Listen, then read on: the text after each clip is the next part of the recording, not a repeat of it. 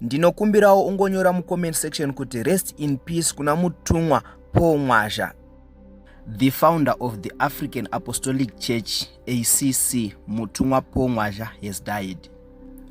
Kusangana kwatikuita zvakare pachannel ino, channel yeZim Witness TV, pandinodzoka nema-updates akasiyana-siyana, uye ndinoti kana kari kekutanga kusvika pano ndinokumbirawo kuti ungobaya button rekusubscribe, then turn on the notification bell kuitira kuti usarasikirwe neevry update yandinodzoka nayo pano nguva nenguva.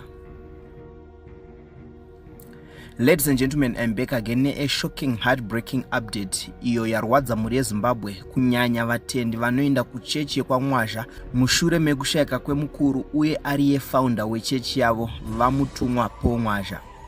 VaMwazha vashayika muzuva ranhasi 20 November 2025 mangwanani, apo mashoko ekufa kwavo aziviswa naGeneral Secretary wekuchechi kwavo.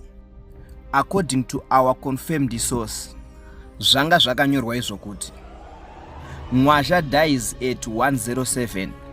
The African Apostolic Church Secretary General Bishop Joshua Mhizha has confirmed the passing of Archbishop Paul Mwazha, the leader of the African Apostolic Church, Vapostora veAfrica, earlier this morning.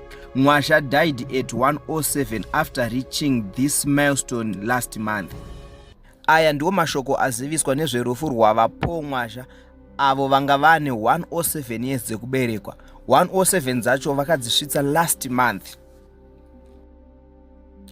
Asi nemusi wa17 October 2025, Dr. Obey Tichafa Mukanayiri vakaprofita nezvechiitiko ichi, apo vakanyora ivo paFacebook page pavo kuti I saw clearly a frail body respected in religious circles, a very old man in white garment resting in his sleep. Let's not attach names. Aya ndo mashoko akataurwa nava Obey Tichafa, vakataura ivo vakati ndikuona kuzorora kwemunhu wechikuru anoenda machechi ema-white garment, asi ngatisataurei mazita.